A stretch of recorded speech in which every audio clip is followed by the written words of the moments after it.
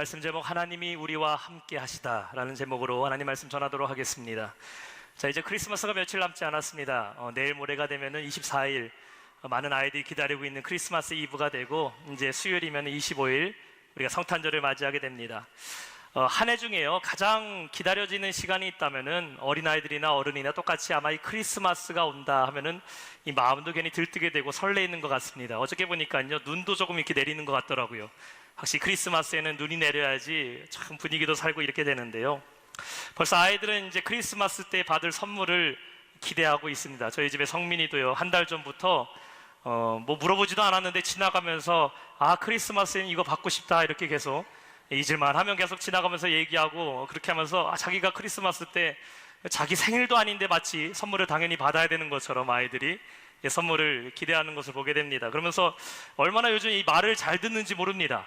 그래서 선물을 말자들을 받은 걸 알고서요, 제가 저희 아들이 말을 참 잘 듣는 거 보면서 매달마다 크리스마스가 있으면은 정말 세상에서 가장 효자가 될 것 같은데 이런 생각을 하게 되었습니다. 아내분들도 남편들에게 선물 기대하고 계시지 않습니까? 남자분들은 사실 뭐 이렇게 선물 기대하진 않지만 아내분들도요 보니까 크리스마스가 이렇게 되면은 남편들로 하여금 선물을 기대하고 있습니다. 남편분들, 아내분들이 가장 좋아하는 선물이 뭘 것 같으세요? 어떤 걸 가장 좋아하실 것 같으세요? 뭐 아내가 핸드백, 아니면 뭐 스카프, 화장품? 아닙니다. 뭐니 해도 머니가 최고입니다. 공감하시죠? 그래서 이렇게 크리스마스가 되면은 사람들이 마음이 설레기도 하고 선물을 기대하기도 하고, 어렸을 때 느꼈던 크리스마스의 생각들, 주일학교에서 공연했던 시간들, 또 눈이 오는 날 탄일종이 땡땡땡 어서 모여라, 이런 찬양을 불렀던 생각들에 우리가 빠지게 됩니다. 12월 25일이 되면요 전 세계 어느 곳이나 그 크리스마스를 기념하는 축제가 열리게 됩니다.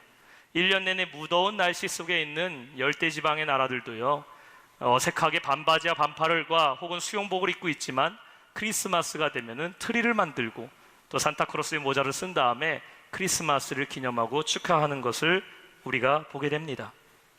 놀라운 것은 이 땅에 수많은 사람들이 태어나고 또 수많은 사람들이 살다가 떠나가게 되지만, 온 인류 중에 단 한 분인 예수 그리스도가 이 땅에 탄생하신 그 크리스마스는요 국가와 종교와 또 인종을 넘어서서 전 세계 모든 사람들의 관심과 축하를 받는 시간이 된다라는 것입니다.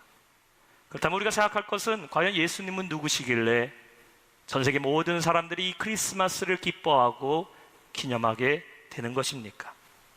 사실 2000년 전에 예수께서 이 땅에 탄생하실 때에는 아무도 그에게 관심을 갖지 않았습니다.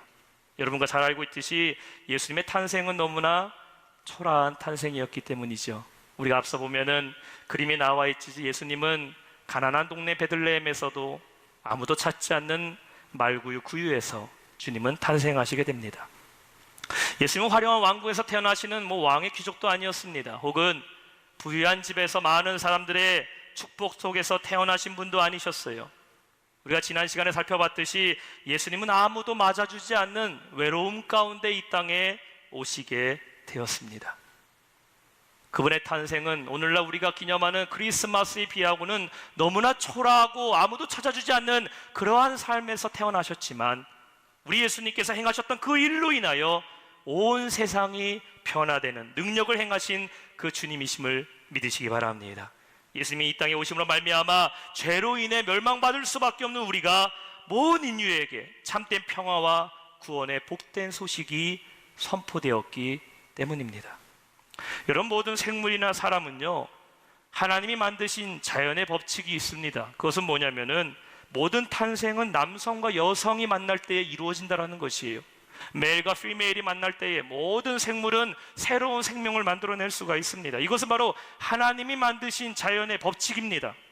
요즘 시대가 악해져서요 동성연애가 합법화가 되고 여러 가지 정말 사회적 문제가 되고 있는데, 왜 동성연애가 하나님의 법칙에서 벗어나는 죄인지 우리는 아주 쉽게 이해할 수가 있습니다. 그것은 동성끼리는 절대로 번식할 수 없기 때문이라는 것이죠. 남자와 남자가 만나서 아이를 만들 수 없고 여성과 여성이 만나서 만들 수 없는 겁니다. 하나님이 만드신 자연의 법칙은 남성과 여성이 만날 때에, 그때에 새로운 생명이 태어날 수 있는 것이라는 겁니다. 근데 예수님의 탄생은요 인간의 자연 법칙, 하나님이 만드신 그 자연의 법칙에 따라서 이루어진 것이 아니라는 것이에요. 18절과 20절에 반복되는 그 두 문장은 바로 하나님께서 예수 그리스도를 이 땅에 보내실 때에 성령으로 잉태하셨다는 것, 그것은 하나님의 놀라운 계획과 기적과 역사라는 사실을 믿으시기 바랍니다. 성경은 말합니다. 마리아와 요셉이 동침하기 전에 성령으로 잉태되었다.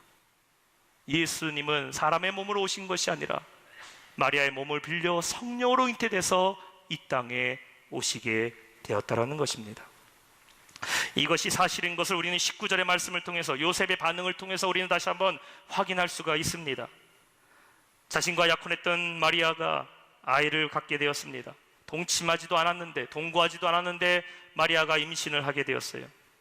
요즘 시대도 마찬가지겠죠. 당시 배경 속에 보면 더욱더 기가 막힐 일입니다. 결혼을 앞둔 아내가, 약혼녀가 아이를 가졌으니 당연히 남편이 될 사람이 화를 내고 분노하고 간음한 여인이라고 손가락질할 수 있을지도 모르지만 19절에 말씀하고 있어요. 남편 요셉은 의로운 사람이기 때문에 드러내지 않고 가만히 혼인을 끊으려고 했다고 말합니다. 그러고 보니까요, 이 요셉이라는 이름을 갖고 있는 사람이 참 괜찮은 사람들이 많은 것 같습니다. 공감하셔서 웃으시는 거죠. 제 이름이 고요셉인데요, 요셉이라는 이름 가진 사람 중에 나쁜 사람 본 적이 없어요. 요셉은 의로운 사람이라서 가만히 끊으려고 합니다.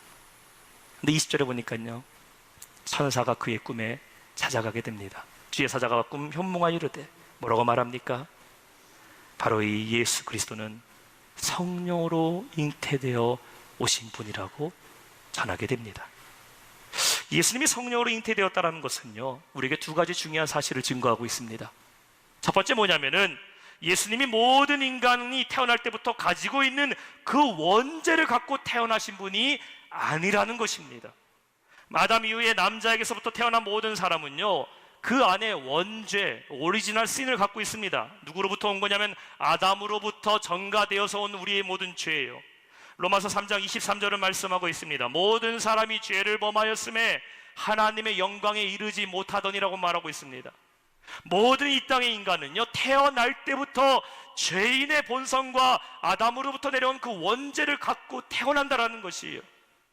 아이들이 얼마나 이쁩니까? 갓 태어난 아기가 얼마나 이쁩니까? 얼마나 천사 같습니까? 그러나 성경은 말합니다. 모든 인간은 태어날 때부터 죄인의 모습으로 태어난다라는 것입니다. 아무리 이 세상에서 훌륭한 일을 했던 성인이라 할지라도, 무슨 종교를 창시했던 사람이라 할지라도, 시대의 호걸이었고 시대의 영웅의 사람이라 할지라도 모든 사람은 다 죄를 갖고 태어나고 그 죄의 삭은 사망이라는 것입니다. 그러나 예수님은요, 인간의 몸으로 오신 것이 아니라 예수님이 성령으로 잉태되었다는 것은 무엇을 얘기합니까? 주님 안에는 그 원죄가 없으시다라는 것이에요. 예수님은 죄가 없는 인간의 몸으로 오셨어요. 아담의 혈육으로 오신 것이 아니라 마리아를 통하여 성령으로 잉태되신 예수님은 죄 없는 온전한 인간으로 오셨기 때문에 우리를 위해, 우리의 죄를 위해 대신 죽을 수 있는 어린 양이 되셨음을 믿으시기 바랍니다. 그럼 오늘 말씀의 두 번째 우리의 질문은 뭡니까? 예수님이 왜 이 땅에 오셨는가입니다. 왜 예수님이 이 땅에 오셨을까요? 두 번째, 예수는 우리의 구원자로 오셨다라는 것입니다. 21절에 말씀합니다. 우리 한번 한 목소리로 오늘 본문 21절 말씀을 읽겠습니다. 시작. 아들을 낳으리니 이름을.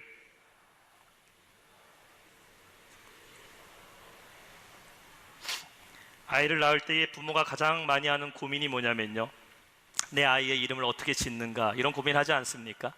요즘은 뭐 아이 낳을 때 태명도 짓고 그 태명이 이름이 되기도 하고 새로운 이름을 짓기도 하는데요, 부모가 아이의 이름을 지을 때 왜 고민하게 됐냐면은 아이에게 지어진 그 이름이 이 아이가 평생 살아가면서 사용해야 될 이름이기 때문입니다. 그래서 그냥 아무렇게나 짓지 않고 그 이름에는 반드시 의미를 부여합니다.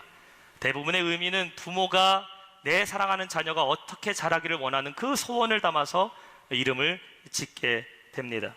우리나라 분들의 이름은요, 대부분 세 글자거나 뭐 많으면 네 글자 정도인데요, 제가 연구해 보니까 이런 글이 있더라고요. 우리나라에서 가장 긴 이름을 갖고 있는 분이 계셔요. 그 이름의 글자가요, 총 22글자라고 합니다. 성은 박씨예요. 성은 박씨인데 이름이 실제로 주민등록상의 이름이 어떻게 되어 있냐면은 박, 하나님의 자녀, 예쁘고 진실되고 이해심 많게 자라라. 총 22글자의 이름입니다. 그래서 기자가요, 어떻게 이 85년생 된 우리 정말 젊은 분이신데, 여성분이신데 어떻게 이런 이름을 갖게 되었냐고 기자가 물어보니까요, 이렇게 얘기하는 것을 보았어요. 아버지가 독실한 기독교인이시래요. 제가 볼 때는 목사님일 것 같아요. 근데 딸을 낳고서요, 하나님이 너무 감사하더랍니다. 그래서 하나님께 너무 감사한 나머지 딸의 이름을 호적 신고하는데 박 하나님의 자녀, 예쁘고 진실되고 이해심 많게 자라라, 이름을 그렇게 길게 만들었습니다. 그래서 동생이 하나 있다고 그러길래 기자가 물었습니다. 그러면은 이 동생분 이름은 뭐냐고 물어보니까 아버지가요, 나를 낳고 둘째를 낳았다는 소식을 듣고 나서 얼마나 기쁨과 감사가 넘치는지, 아버지가 둘째 낳았다는 소리 듣고 어느 날 문득 하늘을 쳐다봤는데 밤하늘의 별과 하늘이 하도 예뻐서 그 이름을 지었다고 합니다. 박하늘별님, 구름 햇님보다 사랑스러운 우리. 그래서 첫째 언니는 22글자, 둘째는 17자 글자입니다. 얼마나 하나님께 감사했으면 자녀 이름을 이렇게 지었겠습니까? 딸들의 이름은 긴데 아버지의 이름은 3글자라고 합니다. 이름에는요, 의미가 있죠. 의미를 부여합니다. 오늘 21절에는 이름의 의미를 얘기합니다. 예수. 여러분이 예배에 나와서 가장 많이 부르는 이름이 무엇입니까? 여러분이 하루의 삶 가운데 기도할 때마다 가장 많이 부르짖는 이름이 무엇입니까? 매 주일날마다 기도할 때마다 여러분이 부르는 이름이 뭐예요? 우리는 예수님을 부릅니다. 주여를 불러요. 예수를 불러요. 그 이름의 뜻에 대해서 21절은 말씀하고 있어요. 그 뜻이 뭐냐고요? 아들을 낳으리니 그 이름을 예수라 하라. 이는 그가 자기 백성을 그들의 죄에서 구원할 자임이라. 우리가 부르는 예수의 이름이요, 뜻이 있는데 그 뜻이 바로 우리를 구원할 메시아, 우리를 구원할 능력의 이름이 바로 예수라는 것입니다. 여러분, 예수의 이름에는 하나님의 구원의 계획이 있음을 믿으시기 바랍니다. 예수라는 이름에는 하나님께서 이 땅에 오신 목적이 있어요. 또 예수라는 이름에는 우리를 향하신 하나님의 사랑이 담겨져 있습니다. 여기서 끝나는 것이 아닙니다. 예수의 이름에는 능력이 있음을 믿으시기 바랍니다. 천하세상의 그 어떤 이름도 우리를 구원할 수 없지만 오직 예수 이름 안에 능력이 있음을 믿고 여러분, 그 이름 부르짖으며 승리하시기를 축원합니다. 마지막 세 번째, 예수님이 이 땅에서 이루신 목적은 무엇입니까? 마지막 세 번째, 예수님은 임마누엘이 되셨습니다. 오늘 22절과 23절은 말씀하고 있습니다. 우리 다시 한번 한 목소리로 22절, 23절 말씀을 함께 읽어보겠습니다. 시작.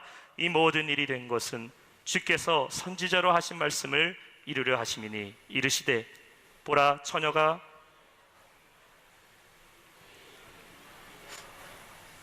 이를 번역한즉 하나님이 우리와 함께 계시다 함이라. 앞서 우리가 살펴봤던 성육신으로 오신 예수님, 그리고 우리를 구원하시는 이름 예수 그리스도, 이것을 다 합친다면 우리는 4글자로 말할 수 있습니다. 임마누엘입니다. 하나님이 우리와 함께 계시다. 임마누엘이란 말은 히브리어예요. 천사는 먼저 요셉에게 히브리어로 말합니다. 임마누엘. 그 다음에 성경은 말하고 있어요. 이어서 이 말을 번역한즉 하나님이 우리와 함께 계시다. God with us. 하나님이 우리와 함께 계시다라고 천사는 번역합니다. 왜 이렇게 얘기할 거예요? 이것은 무엇을 의미합니까? 우리가 이전에는 이방인으로 살아갔어요. 이전에는 하나님의 앞에서 죄인으로 하나님과 관계없는 자로 살아갔습니다. 내가 예수를 만나기 전에, 주님이 이 땅에 오시기 전에는 임마누엘의 하나님이 우리와 무관했습니다. 왜냐하면 우리는 죄인이었기 때문이에요. 근데 예수님이 이 땅에 오심으로 말미암아 임마누엘이 되셔서 우리와 함께 하시는 하나님, 우리로 하여금 하나님 앞에 자유롭게 나아갈 수 있도록 구원의 통로가 되셨음을 믿으시기 바랍니다. 예수님이 탄생하시기 전 700년 전에 이미 이사야 선지자는 이사야서 7장 14절에 임마누엘로 오실 그 주님을 예언했습니다. 성경은 말합니다. 그러므로 주께서 친히 징조를 너에게 주실 것이라. 보라, 처녀가 잉태하여 아들을 낳을 것이요 그의 이름을 임마누엘이라 하리라. 이미 구약에서는 예수님이 이 땅에 오실 것을 예언했습니다. 플로이드 해밀턴이라는 신학자는 기독교 신앙의 기초라는 책에서 구약 성경 속에서는 예수님의 성취에 대한 예언이 332군데에 기록되어 있었다고 말합니다. 또 존 페인이라는 신학자는 구약 속에서는 The personal reference to Jesus Christ, 예수님의 개인적이고 직접적인 언급이 구약 성경 안에는 191가 기록되어 있다고 말합니다. 우리가 구약 성경에서 볼 때에 예수님은 신약에서만 등장하는 것이 아니라 이미 창세기부터 말라기까지 하나님은 예수 그리스도가 우리에게 오실 것을 계획하시고 예언하셨다라는 것이에요. 그리고 그분이 2000년 전 이름도 없고 빛도 없고 가난했던 유대 베들레헴의 말구유에서 임마누엘의 하느님 우리와 함께 하기 위해서 하나님의 그 예언의 말씀은 우리에게 성취되었음을 믿으시기 바랍니다. 사랑하는 성도들, 한번 생각해 보세요.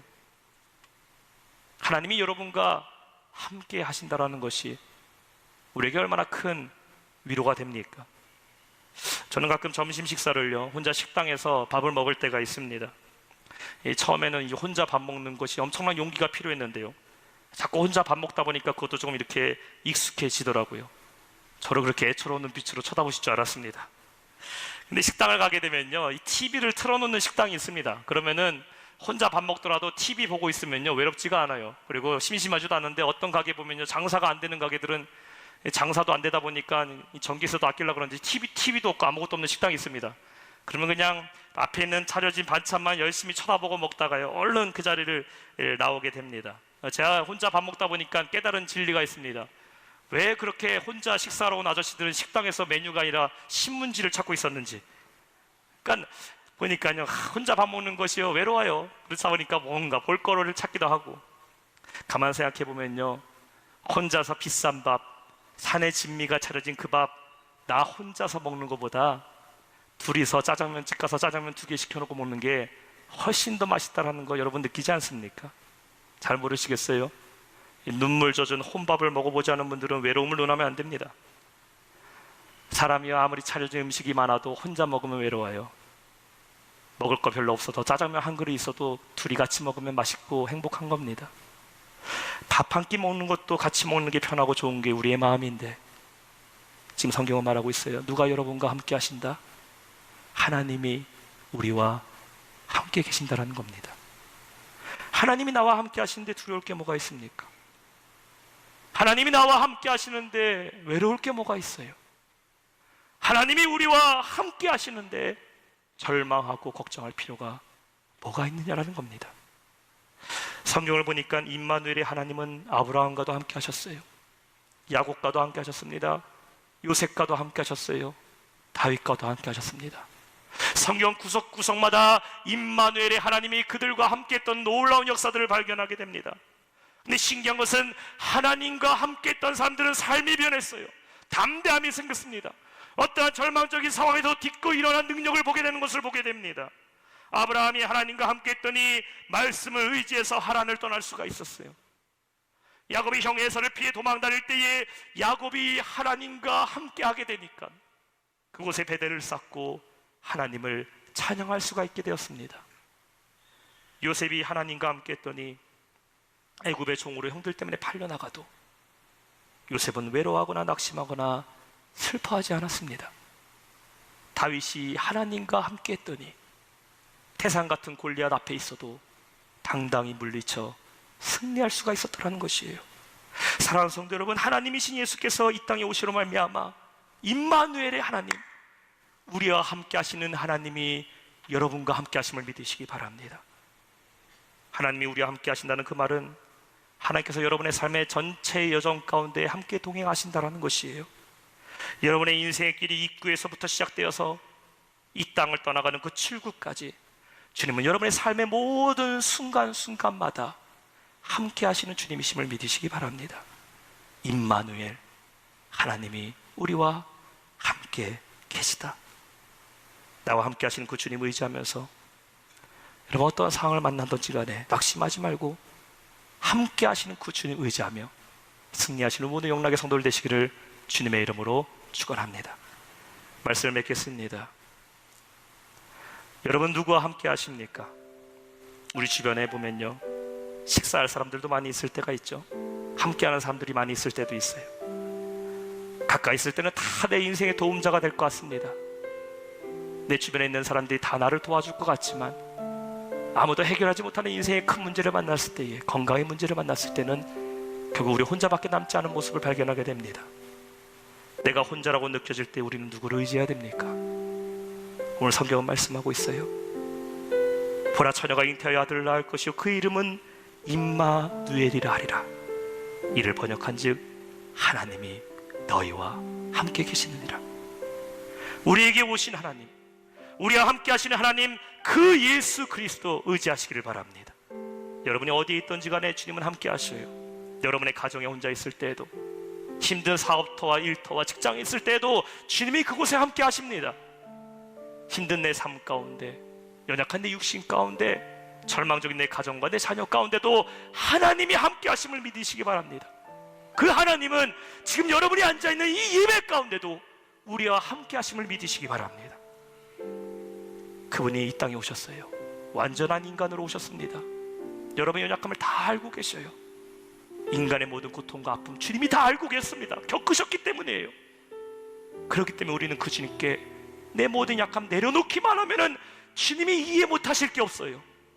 그분은 완전하신 사람이었기 때문입니다. 근데 그 주님은 우리의 고통을 보고 그냥 위로만 하시는 것이 아니라 우리 예수는 완전하신 하나님이시기 때문에 전능하신 그 하나님은 능치 못함이 없음을 믿으시기 바랍니다. 어떠한 문제라 할지라도 예수께 나오는 자 구원을 얻으리라. 이 말씀 의지하세요. 이 세상을 살아갈 때 우리가 주님과 함께 동행하고 우리가 이 땅을 떠나갈 때에 갈 길을 다 마쳤을 때에 임마누엘 하나님, 우리 예수님께서 우리를 천국으로 인도해 주실 것입니다. 복된 성탄절이 찾아왔습니다. 이 성탄절에 나에게 오신 하나님, 우리와 함께 하신 그 예수님 의지하며 승리하신 저와 여러분 되시길 주님의 이름으로 축원합니다.